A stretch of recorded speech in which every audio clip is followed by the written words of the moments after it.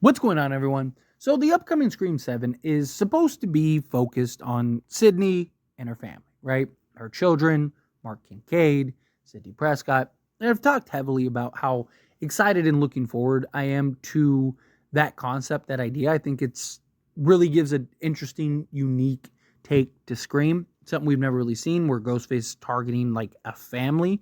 I guess you could always say that it's kind of always been the case in the sense of like the bloodline stuff, but an actual like husband, wife, children. And I also really like the idea because Sidney Prescott, she is now put in a position that she's never been in before in any of the Scream movies, where she's not only responsible for herself, she's responsible for all her children and her husband and keeping them alive and keeping them out of Ghostface's grasp. Right. So it just, again, it makes for a very interesting film, a very interesting take that I hope, if it's done correctly, I think could make for one of the better Scream films. Right? You add in a little Gale Weathers, you add in, a couple other characters, you got a couple nice, awesome kills, some dark, brutal ghost face. But that's one of the things that I've talked about heavily. Right? I want them to stick to like the dark undertone and just kind of the brutality of Ghostface. Right? I thought Scream 5 and 6 did a really good job of kind of a more modern take on Ghostface, right? It was a little more dark.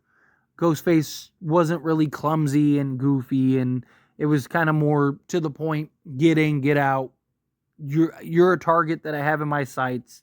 It's over for you, right? Obviously, you have the big showdown at the end that kind of gets off of that, but that's fine, right? Like you want the big reveal, you want the motive and all the this is why I'm doing it type thing, right? But assuming that they stick to that script of like, okay, let's keep the darkness and the brutality and just what Scream 5 and 6 were. I'm curious to see how much do they push the sort of boundaries in this upcoming Scream film, right? Because again, you're talking about Sidney Prescott, Mark Kincaid, and her children, right? And I assume that her children are still going to be young. They're not going to be, 20. So are they going to really put the children in these compromised positions? Are they really going to put, Mark and Sydney in these tough spots to where, maybe Sydney's in a position where she has to decide, like, do you want to save your husband or do you want to save your children? Right? Or she has multiple children. It's like, okay, well, you can only save one. Which child do you want type thing, right? And like really kind of push the boundaries as far as like, the darkness. And I know some people might look at that and go like, no, like you can't do something like that.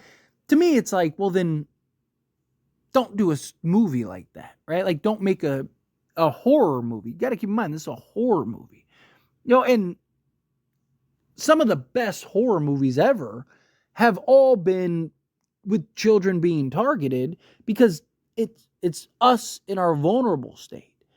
It messes with our psyche. It really hits home, right? Me as a father, somebody that has children, like I couldn't imagine being in a position where a mass killer is after me and my kids, right? It adds another layer of realism. It adds another layer of stakes and just connectability, right? It's just like when you see, like an Amityville or something like that, right? Like, yeah, it sucks. It's kind of like, ah, man, Ryan Reynolds, he got possessed, right? But it's more so like the women and children. It's how it's always been. It's like, you go back through the history of horror. Why, like The Exorcist, why did they make it a little girl rather than the true story that was a little boy? Because of the connectability, because audiences are more sympathetic towards, a woman or, a young child or a female child. It's how it is. So to me, it's like, okay, if you're going to kind of go that direction with Scream, which again, I'm all for, right? Then you need to kind of push the boundaries a little bit. I'm not saying brutally slaughter them or anything. Like, again, like there is a line to a point, but right, like I don't want it to feel overly safe is my point, right? I don't want it to feel like, yeah, Sydney and her kids and her husband, but like Ghostface has this rule where he won't kill kids or something like. No, like it's a slasher film. It's a horror film, right? Let's explore Sidney and Mark. Let's explore kind of those ideas and those direction and their relationship, and how is Mark as a father, how is Sidney as a mother, right? But let's put them in tough positions to where it does feel like there are stakes, and it does feel like they are in a desperate scramble to keep their children alive, right? Like where, again, Mark maybe has to make a tough call, or Sidney has to make a tough call, or maybe the kids.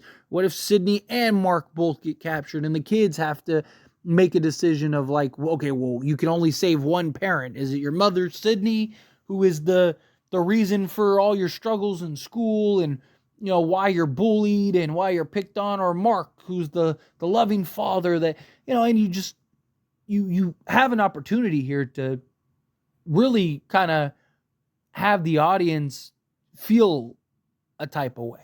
And that's always good when you're talking about films, period, right? You want the audience to feel and make a connection and sympathize and have those internal struggles and, and be able to see themselves in a similar position. Like, it's one of the reasons why I love slasher films so much. I love me a good paranormal or, a little haunted house or demon or whatever, right? I love me those type of movies, don't get me wrong.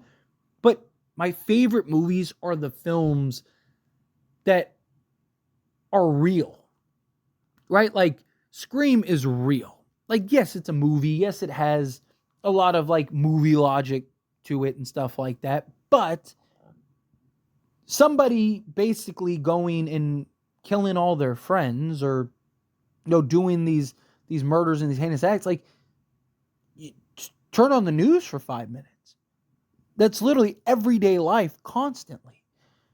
And more times than not, it's usually a gun rather than a knife, but still, it's the idea of like, you can see yourself in a position to where it's like, a friend or a family member or somebody that you thought was, I mean, you see, like, again, no one's ever comes on the news and is like, yeah, we saw that coming. That guy was crazy. No, it's always like, no, he was so loving. He was so kind. Like, he was good in his studies, right? He, was the class president or whatever. It's always like that. You never hear people are like, yeah, that guy was a Looney Tune, right? You never hear people that are like, oh man, that guy was, yeah, we saw that coming. Like, he was a terrible human being, right? Like, no, it's always like, they always paint him as like, man, like we never would have guessed, right? So to me, it's like, I love the realism, right? But if you're gonna have the realistic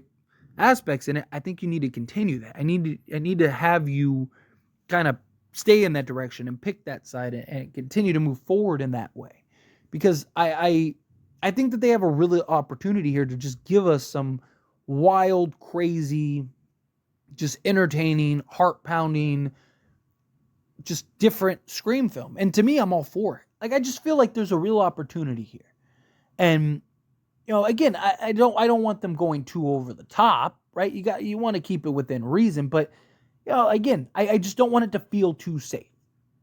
I don't want it to feel like, hey, kids are off limits, when you've been technically butchering them the entire time. I mean, Scream 96 was high school kids, right? Scream 5 and 6 were still high school kids, right? So, again, it's like, okay, if Sidney's kids are, 8 and 10 or whatever, right? Like, again, like, why have them in this at all if all you're going to do is just play it safe? I'd rather you just not have them in it. Like, if you feel like, oh, like, we got to play it safe here with them, and just make it a film where Sidney and Mark Kincaid, they leave the kids with grandma or something, and they go take on Ghostface. I'd rather that. But if you're going to put these stakes in it, to me, it's like, capitalize on the stakes. Like, let's raise the stakes here a little bit. But anyway, again, as always, this is a discussion. Pass a question on to you. Let me know your thoughts and opinions down in the comments below. What do you think? How do you feel? What are your thoughts? Do you like the idea? Do you not? Do you think that, like, you got to keep the kids safe, got to keep them good? Or do you think, like, no, like, yeah, it's a horror movie. You got a minute, right? nothing. Don't make a safe movie, right? Like keep this a horror, right? Like put Sidney and Mark in these tough spots. Again, you've been doing it the entire franchise. It's just they're not like little guys, but still, like they're still supposed to be teens. Like they're still supposed to be kids. So again, how you feel, whatever your thoughts are, love to hear it. Let me know down in the comments below. That being said, if you haven't liked this video, hit that like button. Helps me a lot. I enjoy these types of videos, and I truly appreciate it. Not subscribe channel. What are you doing? Hit that subscribe button. Turn on the bell notifications. Appreciate y'all. See you in the next one. Thank you.